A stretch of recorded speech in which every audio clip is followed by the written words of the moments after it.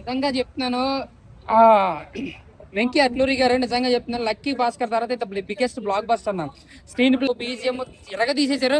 నాగవంశీ గారికి ఏదో నక్కతోకదొక్కటి ఈ సంవత్సరం నిజంగా లెనిన్ సినిమా ఇప్పుడేమో ఇది బిగ్గెస్ట్ బ్లాక్ బస్టర్ అనమాట. చాలా అంటే చాలా బాగా అనిపించింది. బీజిఎం ఉంది, మంచి క్లాసిక్ సీన్స్ ఉన్నాయి. టోటల్ గా పక్క ఫ్యామిలీ అనేది 2026 అన్న. సెంటిమెంట్ అయితే నిజంగా కళ్ళంట నీరు వచ్చేసింది. కొన్ని కొన్ని సీన్స్ కామెడీ సీన్స్ ఉన్నాయి, కొన్ని కొన్ని ఫాదర్ ఎమోషన్ ఉంటుంది. చాలా అంటే చాలా బాగా అనిపించింది. అండర్స్ దండం పెట్టొచ్చు. ఒక డైరెక్టర్ గారు ఎంత క్లియర్ మైండ్ సెట్ తోనే లైక్ జనాల్లోకి వస్తారని చెప్పేసి మళ్ళీ ప్రూవ్ చేశారు. బాబు నిజంగా మిమ్మల్ని కొట్టే డైరెక్టర్ మరొకటి లేడు. లైక్ నిజంగా చెప్తున్నా, ఈ సూర్య గారిదైనా మీ కాంబినేషన్ ఎప్పుడైనా సినిమా వస్తే ఈ సినిమా చూసినాక కళ్ళు మూసుకొని పోవచ్చు అని చెప్పేసి మళ్ళీ ఒకసారి ప్రూవ్ చేశారు. సూర్యాబాయ్ హ్యాట్స్ ఆఫ్. ఓవరాల్ బాగుంది మూవీ, చాలా చాలా ఇంటెన్స్ గా ఉంది. ఐ మీన్ కానీ అంత ఏమనిపించదు. ఇంకా మధ్య మధ్యలో ఎక్కడైతే హైప్ ఇస్తున్నారు చాలా బాగా ఇచ్చారు. అంటే థియేటర్లో ఇలాంటి మూవీ చూస్తే ఆ ఎక్స్పీరియన్స్ వేరు.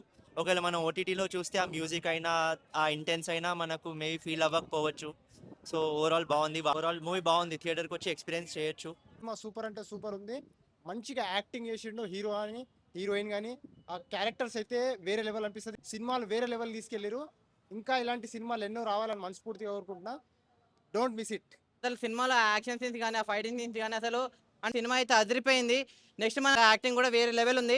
అమ్మ బాబో ఏమందామండి, నిజంగా ఆ హీరోయిన్ చూస్తే మాత్రం ఫిదా అయిపోవాల్సిందే. సినిమా అయితే ఒక మంచి స్టోరీ అన్న, అంటే డిఫరెంట్ స్టోరీ, యూనిక్ స్టోరీ, కొత్త స్టోరీ.